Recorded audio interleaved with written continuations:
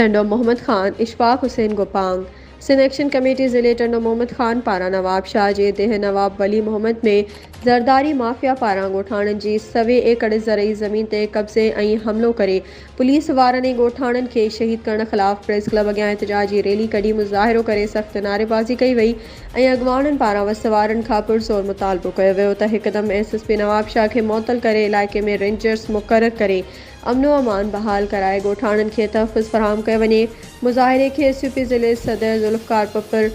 भुरगड़ी जस्कम जे ज़िले नायब ज़ुल्फ़कार पप्पू भुरगड़ी जस्कम जे ज़िले नायब सदर जावेद हालीपोटो, GSN महाज़ जे ज़िले सदर ज़ाहिद जिस्काणी, SNP ज़िले सदर दोदो हालीपोटो जस्कम आरेसर सिकंदर फुलकारो, क़ौमी अवामी तहरीक हरीचंद लाल ख़िताब कयो।